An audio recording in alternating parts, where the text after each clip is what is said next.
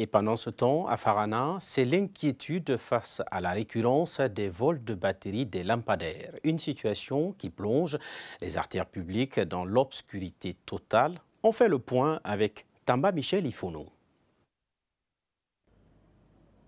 L'arrivée de ces lampadaires offerts autrefois par le président Alpha Condé avait été accueillie par les populations comme une bonne alternative pouvant éclairer au moins les artères publiques de la ville de Farana. Non entretenues, la plupart de ces lampadaires, pour ne pas dire tous, sont malheureusement à l'arrêt. Comme si cela ne suffisait pas, les batteries sont extirpées des coffrets par des inconnus et pour des fins personnelles. Un acte que déplorent ces citoyens. C'est les jeunes-là qui réclament tout le temps qu'il n'y a pas de courant dans les quartiers. Et ce sont ces mêmes jeunes qui descendent encore les batteries qui doivent les servir. Je voudrais que nous, les parents, nous donnions une éducation modèle à ces enfants-là. Pour que des enfants qui sont issus de nous ne détruisent pas ce que l'État fait.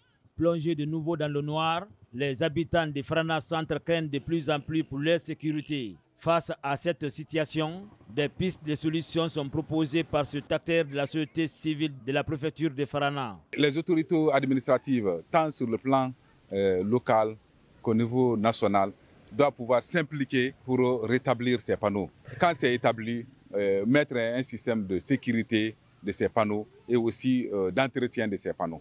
Au dire de ce responsable de la commune urbaine de Farana, des dispositions sont prises afin de pallier à ce mal. On a fait 2 mois que la ville était éclairée. Donc après, on a constaté maintenant qu'il y a des individus mal intentionnés qui sont en train maintenant de vandaliser les lampadaires. Donc il y a une plainte qui est déposée au niveau du tribunal de première instance de Farana contre Aix. En attendant de voir ces dispositions entrer en vigueur, les habitants du centre-ville de Farana devraient plutôt prendre leur mal en patience.